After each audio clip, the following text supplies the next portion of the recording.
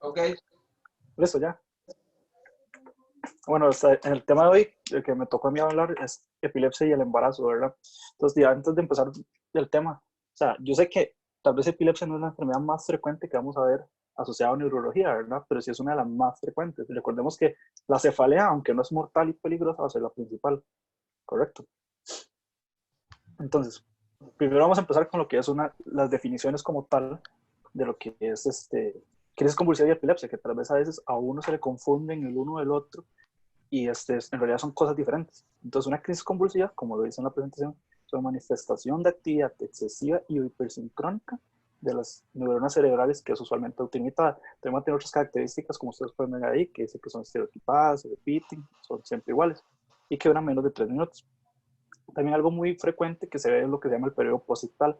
Esto más que todo con las convulsiones que son generalizadas, ¿verdad? Que ya ahorita vamos a ver más adelante. Y la epilepsia como tal es una predisposición a tener crisis convulsivas.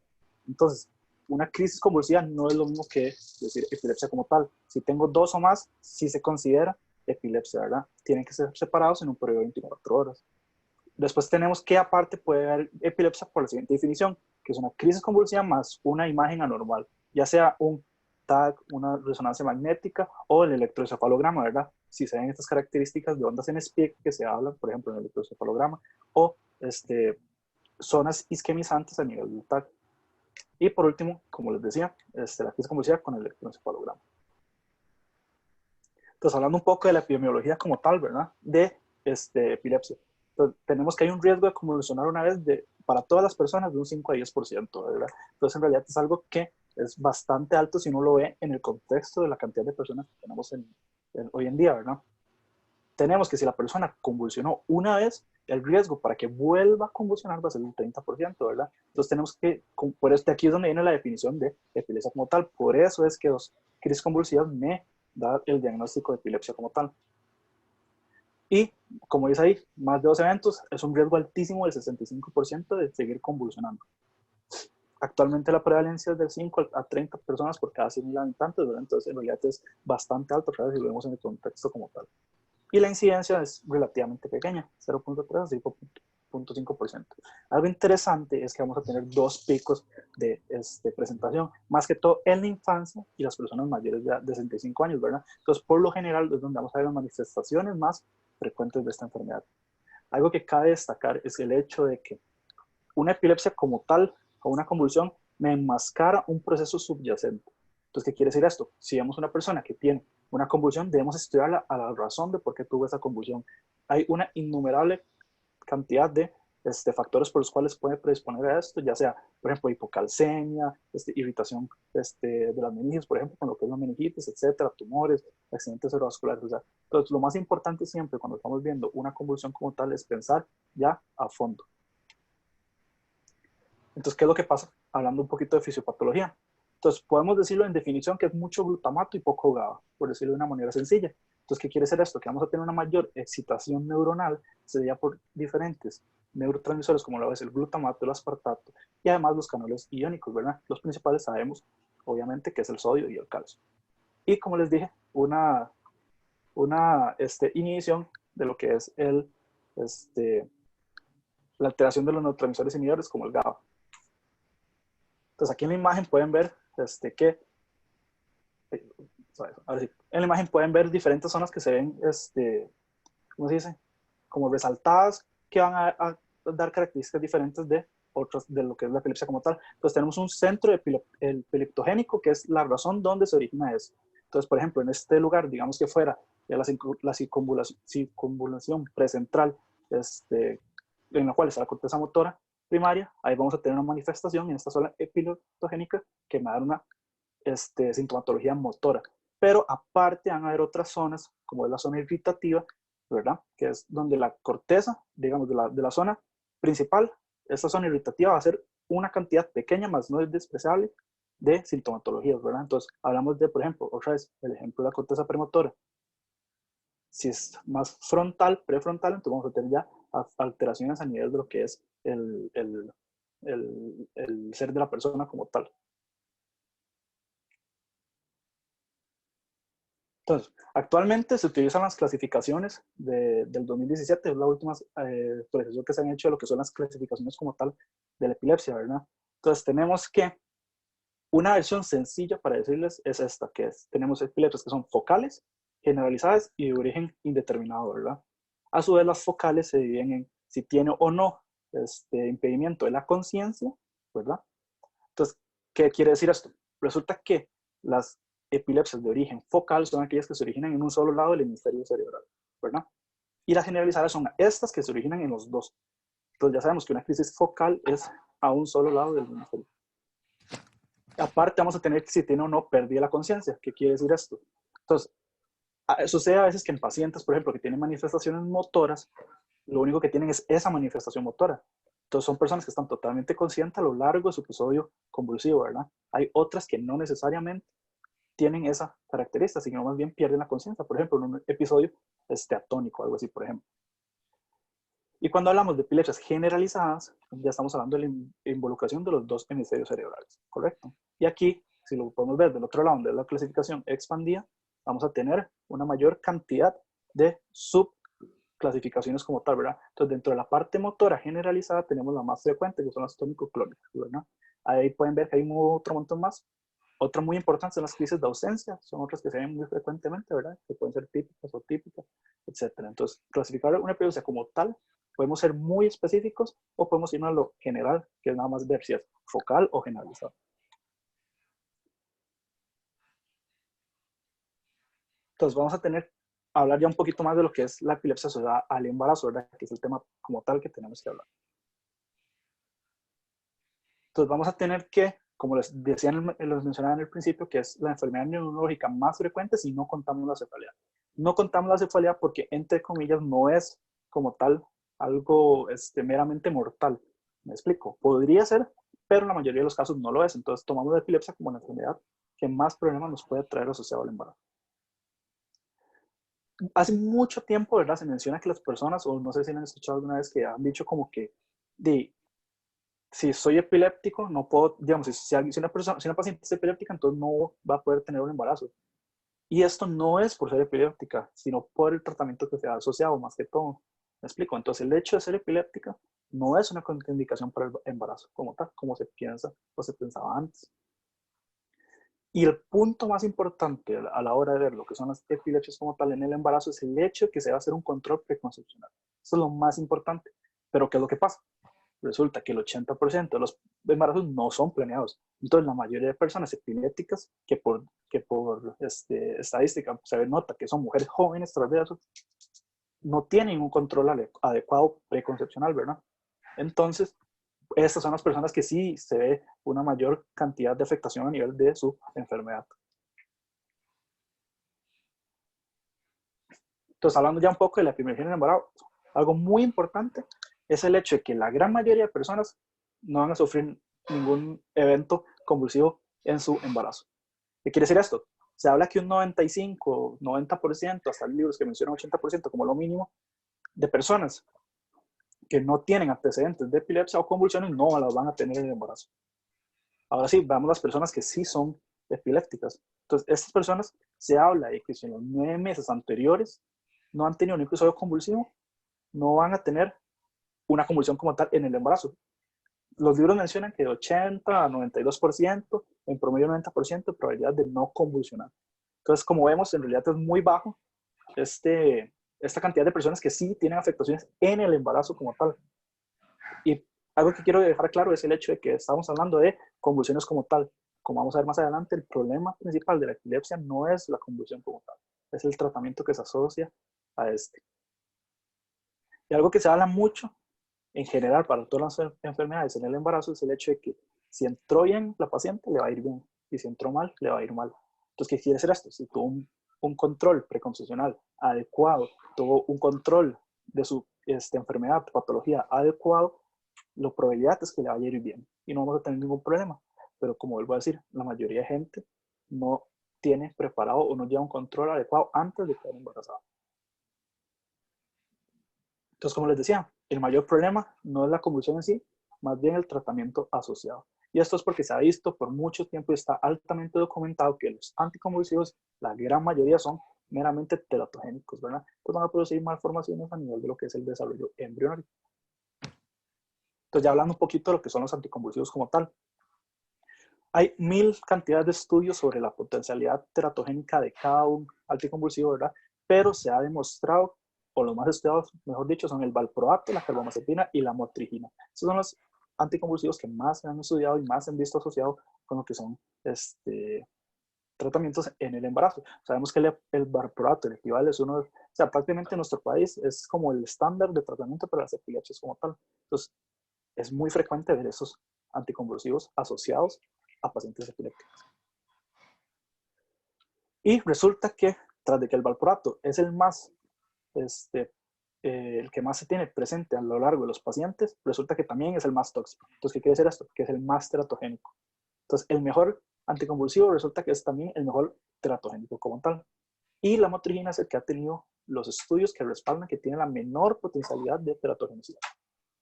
Y por último, los libros mencionan que actualmente para personas que están en edad reproductiva como tal y son epilépticas, se está prefiriendo el tratamiento con la motrigina y levetiracetam. ¿Por qué? Porque lo que acabo de mencionar, son los antiepilépticos que menor riesgo de teratogenicidad tienen. Entonces aquí vemos un resumen de todos los estudios que se han hecho a nivel de lo que es Europa, Australia, Estados Unidos, etcétera, viendo el riesgo de monoterapia asociado a malformaciones como tal del el producto. Entonces, si ustedes ven lo que es el valproato de sodio, por ejemplo, en el estudio de Australia tiene un 13% de posibilidad de producir malformaciones, un 9% en el de Europa, y si nos vamos al de Estados Unidos, tiene un 9.3% de probabilidad de producir malformaciones. Algo que hay que tener en cuenta es que el riesgo basal para producir malformaciones, en general, para cualquier paciente, sea epiléptica o no, esté utilizando tratamiento o no, es de un 3%, ¿verdad? Entonces, ya podemos decirlo como mencionan los doctores, ¿verdad? Verlo de una manera diferente. 9% produce malformaciones, pero un 80 y resto por ciento no produce malformaciones, ¿verdad? Entonces, como vemos, es importante, más no despreciable. Otra vez, ¿Perdón? entonces, todas las mujeres embarazadas tienen un 3% basal de una malformación. Exactamente, digamos, si estén utilizando tratamiento, el simple hecho de estar embarazada tiene un riesgo del 3%. O De sea, hecho, más bien, viendo el gráfico, vuelve al gráfico. metiendo la cuchara, el doctor Leal siempre dice que las mujeres tienen de 2 a 5 y que si son diabéticas tienen un 25% de riesgo de hacer, de Ah, tener una exactamente. malformación. El mal lo repite y lo repite siempre. O Uh -huh. sea, diabetes es peor que hasta ahora. Sí, el riesgo Exacto. basal de una persona es de 2 a 5, dice el MAE. Bueno, y con promedio 3, como está diciendo John. Pero que si es embarazada, tiene un riesgo de 25% de tener una malformación si entra en el embarazo diabético. Pero eso era lo que hablábamos la vez pasada, que estábamos hablando. O sea, aclarar lo que está diciendo Roberto, lo que pasa es, lo que John está tratando de decir es que si vemos, por ejemplo, que una droga tiene, un medicamento tiene un 4%, no necesariamente significa que es solo por el medicamento en sí, sino porque la persona ya por estar embarazada ya tiene un 3%, un 2, un 5, lo que sea. Entonces, muchas veces le atribuimos solamente a esa medicina y no es que sea solamente ella. Bueno, tiene también un porcentaje por sí mismo, ¿verdad? Pero no es solamente por eso. Ya el estar embarazado o es diabético o lo que sea, también ya tiene un riesgo de malformación. Sí. Pero digamos, viéndolo desde otro punto de vista, si es que uno ya tiene un 3%, pasar de 3 a 9 es un aumento de un 6%. Pero Bueno, ahorita no vamos a creo ver, que... ahorita vamos a ver que con el tratamiento ahí es donde viene el caveat, porque se habla de que el tratamiento que se le da a la persona es el que la haya mantenido libre de epilepsia, sea cual sea el probato, sea el que sea. ¿Por qué? Porque ese riesgo es muy bajo en comparación. Prosigue. Okay, okay. Bueno, entonces les mencionaba, ¿verdad?, que las malformaciones es lo que más se ha asociado a el uso de antiepilépticos a nivel del desarrollo embrionario, ¿verdad? Vamos a tener manifestaciones pequeñas o malformaciones menores, como lo que es el labio leporino, el paladar hendido, entre un montón de otros, ¿verdad? Si hay hipertelorismo, una de ellas, por ejemplo. Y malformaciones que ya sí nos importan más o que son potencialmente mortales. Entonces hablamos de los defectos del tubo neural. ¿Por qué? Resulta que los antiepilépticos afectan el metabolismo de lo que es el ácido fólico como tal, ¿verdad? Entonces vamos a tener una disminución del mismo y por ende vamos a ver afectaciones, ya sea que el neuropolo anterior no se cierra produciendo, por ejemplo, como ven en la imagen, anencefalia, encefalocele, etcétera, o el neuropolo posterior, ¿verdad? Que es espina bífida, ya sea oculta o no oculta. Y las malformaciones de lo que es el aparato cardiovascular, más que todas las comunicaciones interarterial e interventricular. Entonces, como les mencionaba, ¿verdad? Resulta que todos los fármacos anticonvulsivos, todos, absolutamente todos, tienen una categoría entre C y D de la FDA, ¿verdad? Entonces sus potenciales teratogénicos se han visto asociados o están confirmados. ¿Me explico? Entonces, por ejemplo, como ven ahí, la carbamazepina tiene un riesgo asociado con malformaciones cardíacas. El valproato, si nos vamos, hay otra vez hipospadias, malformaciones cardíacas del tubo neural. Entonces, como les dije, el valproato es el más teratogénico y el más tóxico para el embarazo. Y ahora sí, hablando un poquito de la combinación que se da y lo que tenemos que tener en cuenta, más que todo, cuando vemos una paciente que es epiléptica y está en embarazo. Entonces, el estado de embarazo per se automáticamente me predispone a una falla de los anticonvulsivantes como tal. ¿Por qué? Porque resulta que sabemos que aumenta el nivel plasmático, ¿verdad? Y si aumenta el nivel plasmático, entonces se diluyen los niveles de anticonvulsivo a nivel de la sangre, ¿verdad? Aparte, las pacientes tienen, como dice ahí, emesis gravídica, ¿verdad? Entonces, al estar vomitando y vomitando, están vomitando el fármaco. Un aumento en la tasa de filtración glomerular es otro de los ejemplos. También se habla, por ejemplo, de pacientes que tienen uso de antiácidos. Al haber antiácido, entonces no se absorbe adecuadamente el fármaco como tal. Y hay muchos factores como tal que me dan un nivel menor de anticonvulsivo, de nivel plasmático de anticonvulsivos, perdón. Entonces resulta también que los anticonceptivos orales se ven afectados por el uso de los anticonvulsivos. ¿Por qué? Como dice ahí, hay una inducción enzimática del citocromo P450 que me disminuye la cantidad de estrógenos y progesterona. Esto es muy importante. ¿Por qué? Porque cuando se está tratando a una paciente que está utilizando anticonvulsivos, hay que subirle la dosis de etinilestradiol, ¿verdad? ¿Por qué? Por esto mismo. Porque entonces va a haber una interacción fármaco cinética a nivel de lo que es los mismos, entonces hay que aumentarle la dosis como tal. Entonces se habla también de que si como les mencionaba, entonces ahí, ¿verdad? 50 microgramos de etinilestradiol es lo que se debería subir a una paciente que está utilizando anticonvulsivos. Lo ideal y lo mejor sería métodos de barrera o dispositivo intrauterino, ¿verdad? Porque entonces no va a haber ninguna interacción y va a haber todo el provecho como tal del método. Pero resulta que hay pacientes que no quieren verse sometidas a estos procedimientos, ¿verdad? Aunque son relativamente invasivos, ¿verdad? Igual tienen sus tabús, por decirlo de cierta manera. Entonces, a esos pacientes que sí quieren, recordemos, 50 microgramos de etinilestradiol es lo que hay que subir. El ácido fólico, como les dije en la consulta preconcepcional, lo más importante es la suplementación del ácido fólico. Entonces, los libros mencionan en general que lo mínimo que deberíamos dar son 0.4 miligramos. Pero resulta que la mayoría de gente lo que recomienda es de 2 a 5 miligramos, ¿verdad? No más de esto, porque si se dan más, va a ser contraproducente, porque entonces más bien estamos saturando de este producto a lo que son las pacientes como tal. Igual, 3 meses antes del embarazo, como todo. Y algo importante, ¿verdad? Tener en cuenta es que en la caja tenemos tabletas de 1 miligramo. Entonces, ¿qué quiere decir eso? Que normalmente, como dice el doctor, lo que se le dan son 3, 4 pastillas a la paciente por día y todo bien.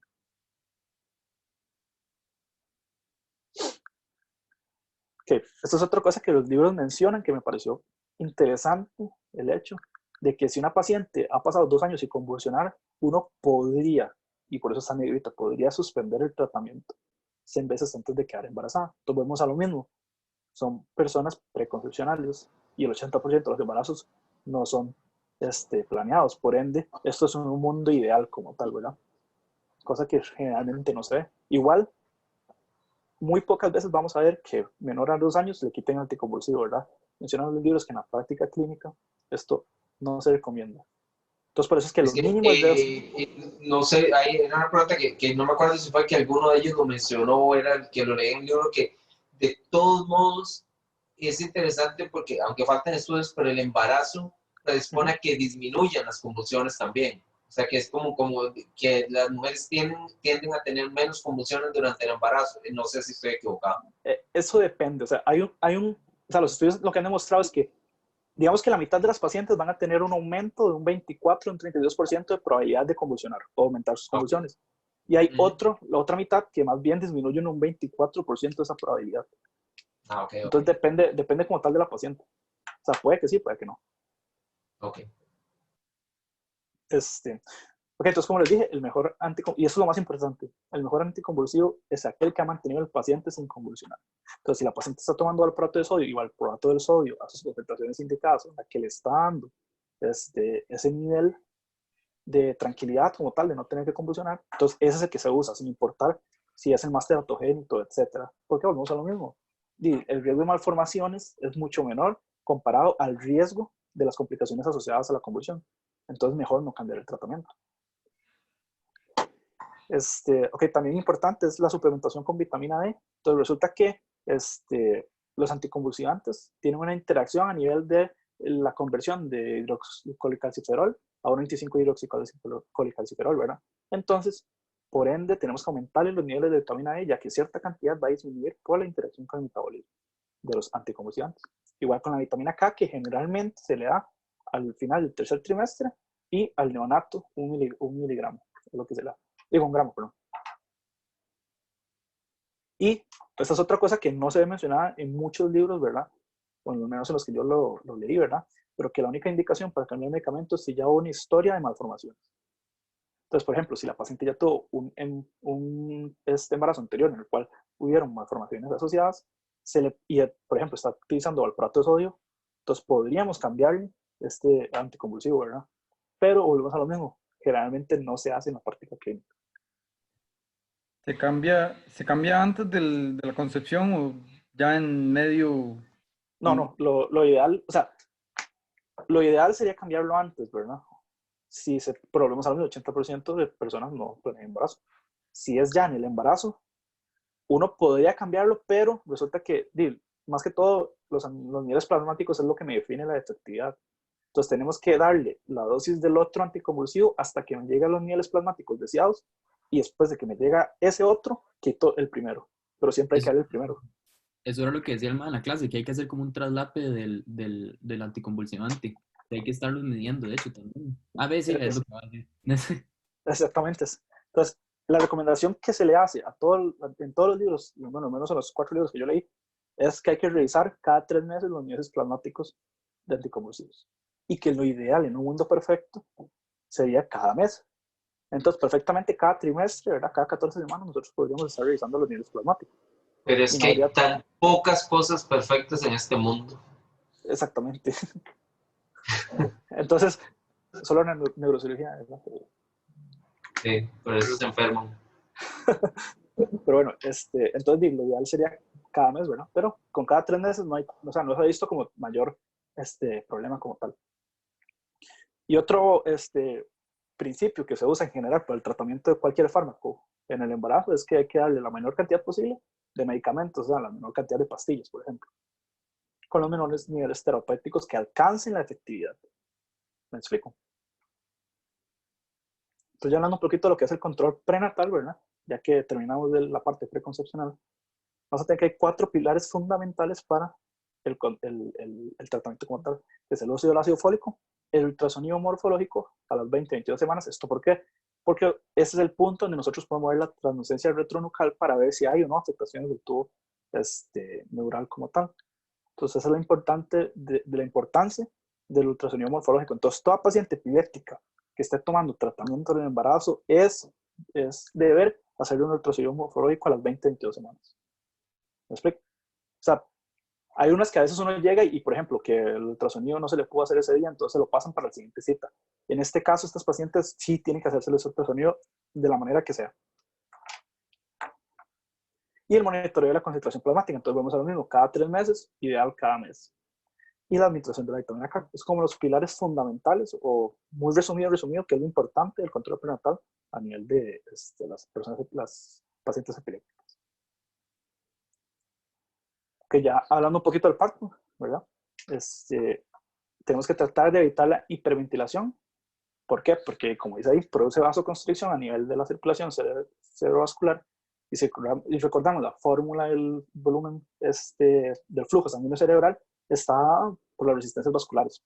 Entonces, si estas disminuyen por el aumento del PSO2, digo, la disminución del PSO2, perdón, entonces va a haber una vasoconstricción refleja que me va a producir o podría producir una eventual afectación a nivel vascular de la paciente como tal, más que tras de eso, en el embarazo hay un aumento del estrés como tal en el parto, entonces de todo esto me predispone a tener afectaciones. Entonces siempre, en la medida de lo posible, tratar la hiperventilación y mantener el cansancio materno en lo mínimo, ¿verdad?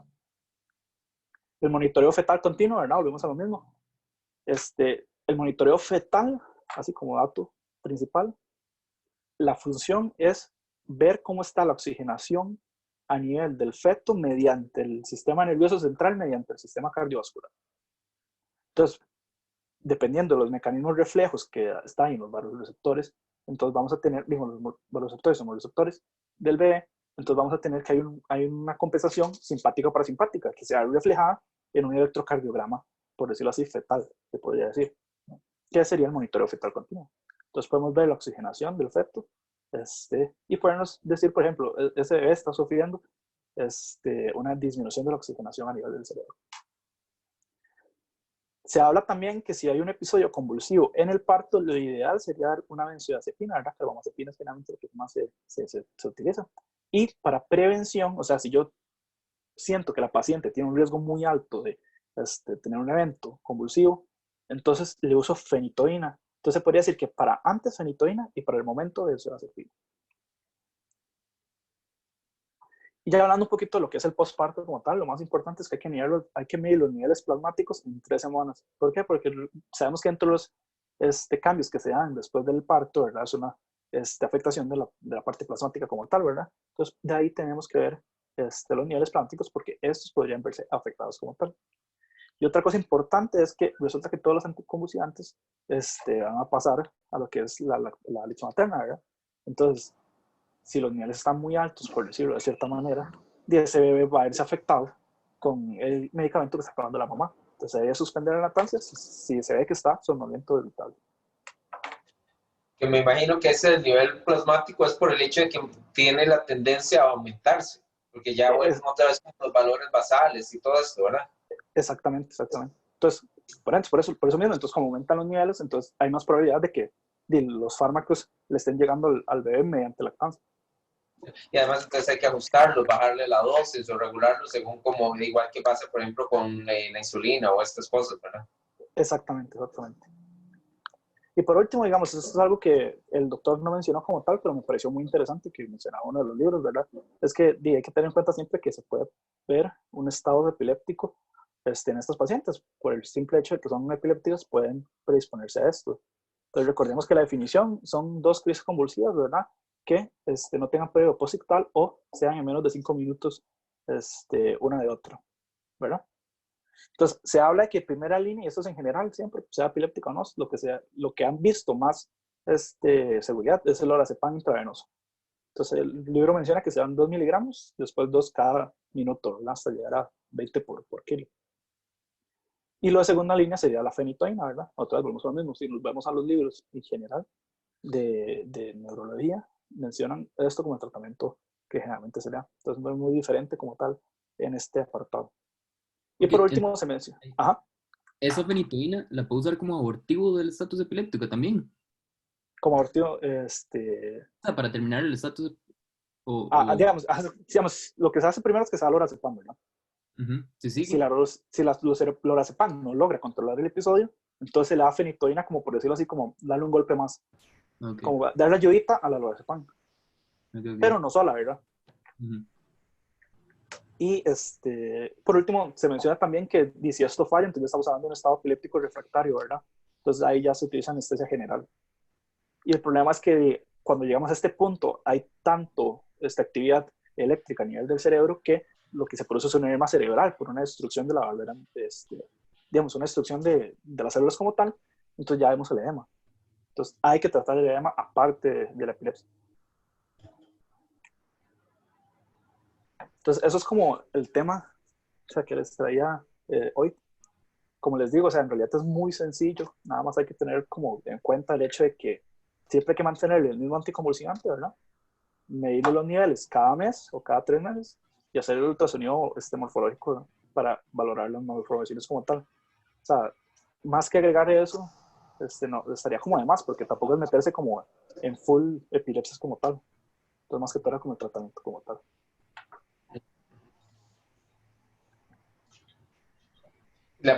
Es una curiosidad que tenía yo, debe ser como tonta la pregunta también, pero, o sea, normalmente los pacientes tienen un tipo de epilepsia, ¿verdad? O sea, este es el que le han diagnosticado. O sea, Ajá. si se presenta en el embarazo, ¿será el mismo tipo? ¿Será que puede presentarse otro tipo? ¿Cómo será la cosa? Siempre, generalmente, se habla que, por definición, tiene que ser el mismo tipo, ¿verdad? Pero no significa que no pueda tener otro como tal. Entonces, por ejemplo, sucede a veces que la persona tiene una crisis focal, ¿verdad? Simple. Pero hay una cosa que se llama focal generalizada, o que tiene la potencialidad de generalizar.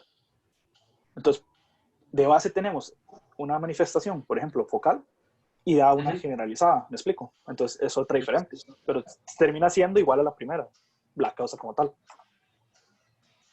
¿Y cómo afecta al bebé la epilepsia como tal? De la mamá. Resulta que lo que se ha visto es que tiene un aumento de la probabilidad de producir, por ejemplo, desprendimiento de placenta, hipoxia fetal como tal, es como lo principal que se ha visto. Ok. Pero no aborta. No, bueno, o sea, hay un riesgo, pero es que o sea, no mencionaba que fuera tan alto como tal. Es que en sí, digamos, el problema no es las complicaciones que produce la convulsión como tal, es el problema que producen los medicamentos. Entonces, más que todo se enfocan en este tema en la parte del medicamento como tal. Pero eso iba a preguntar también, bueno, y a decir de que realmente si la epilepsia se relaciona a convulsiones, entonces sí tiene que haber un riesgo a que si esa paciente empezó a convulsionar ahí, con una tónico-clónica, cae sobre su vientre, qué sé yo, con 20 semanas de embarazo, por falla el medicamento, por no tomárselo, por X o Y, y tiene que tener desprendimiento de la placenta o algún tipo de daño ya más morfológico. Exactamente, Se pero me venía a volvemos la a lo... cabeza eso, lo de falta de oxigenación, ¿verdad? Que es posible, pero es lo primero que se me venía a la cabeza, ¿verdad? Pero lo importante es el hecho de que, digamos, si nos vamos a las estadísticas como tal, la probabilidad per se de que sufra una convulsión a lo largo en realidad es muy poca. O sea, sí pasa, pero es muy poca como para que se vean tantas complicaciones, ¿me explico? Por la convulsión. Inclusive interesante ahora leyendo un poco y que el riesgo de muerte materna aumenta hasta 10 veces. Es un exceso. ¿Por qué 10 aumentará veces. así? Y no dice la causa, nada más dice que aumenta, pero no dicen sí qué es lo que las lleva a eso. Es lo que hace que sea mucho más... Sí, y yo tendría otra curiosidad ahí que no sé si alguien vio, es interesante para buscar, ¿qué se dará más? ¿Se dará más abortos o óbitos en una mujer con epilepsia? Es interesante, ¿verdad? O sea, ¿cuál de los dos será el que se da más? Yo pensaría que sean más abortos. ¿Más abortos, en serio? Sí, porque las afectaciones se ven más que todo al principio. O sea, ya para que al final le dé algo es como muy complicado. No, pero pensando, ya o sea, tener un ahí manejo. pensaba yo en una mujer sin tratamiento, ¿verdad? O sea, que convulsiona. O sea, no, claro, o sea, obviamente el tratamiento, el miedo es más al principio, porque son donde las malformaciones. Pero pensando esta mujer que no es, o no había sido diagnosticada, o no estaba tratada, o sea, en esa mujer epiléptica, ¿qué se dará más? Dejando el tratamiento de lado, ¿se dará más abortos o se dará más óbitos, verdad? Es que ahí hay que Jorge, tener algo... ya esos estudios no se pueden hacer, Jorge. Entiéndalo. Hay una ética médica que nos impide agarrar mujeres, quitarles el tratamiento de la epilepsia y ponerlas a ver si No, yo no vuelvo a decir o aquí hacen óbitos. que diga me caen todos, ¿verdad? Entonces no vuelvo a decir. No, pero también hay que tener en cuenta que, o sea, por definición como tal, es más probable que sea una eclampsia a una epilepsia. Si es en el embarazo y no tenía tratamiento antes. Inclusive es interesante que hasta podría haber liberación de mioglobina, y si usted lo mide en una proteinuria, pues, o sea, cumple, digamos, Ahí va a criterios de pensar eclampsia. que es una preeclampsia, sí, sí. Y si usted mide directamente la presión después de la convulsión, puede estar elevada. Entonces todavía le confirma todavía más el diagnóstico. Es que a veces se puede confundir uno con eso. es interesante, sí. Y Compact los ahí. síntomas a veces pueden haber otros síntomas, ¿verdad? Que puede haber luces, sonidos, esto que también se puede confundir con los síntomas Exactamente. agregados de preeclampsia, ¿verdad? Exactamente, Neurológico. exactamente. Y hablando de Meramente epilepsia como tal, o sea, distinguirlo de un síncope. ajá, exactamente. De hecho, los libros mencionan eso, que lo principal que siempre hay que diferenciar es un síncope, una hipocalcemia y una hipoglucemia. Suena casi hasta interesante.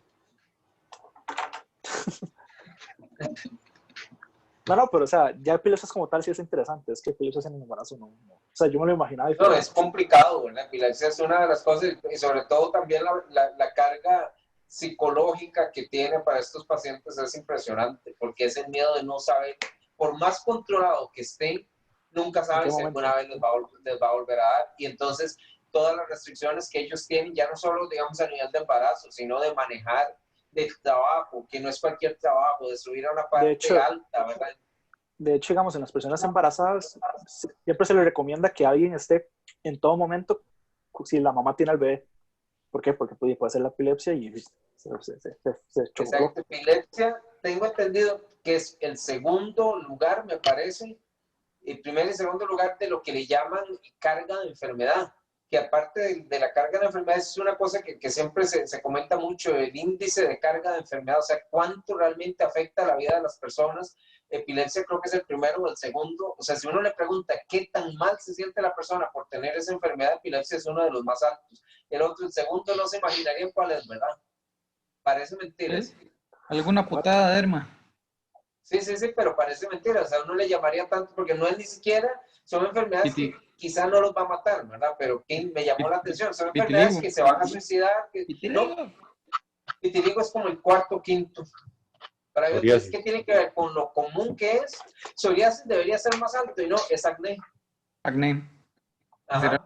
Entonces, qué interesante, ¿verdad? O sea, son enfermedades que en el fondo, igual que epilepsia, la puedes controlar y la persona puede estar prácticamente bien, no sé, no pasarle nada, pero el miedo en el caso de epilepsia de que no pueden manejar, de que la mamá no puede estar con el bebé solo alzándolo, ¿verdad? Cosas así. En el caso de acné, la carga social que le representa parece mentira. O sea, no necesariamente las enfermedades con mayor mortalidad son las que tienen mayor índice de carga, ¿verdad? En la vida de las personas. El autismo es otra de las enfermedades.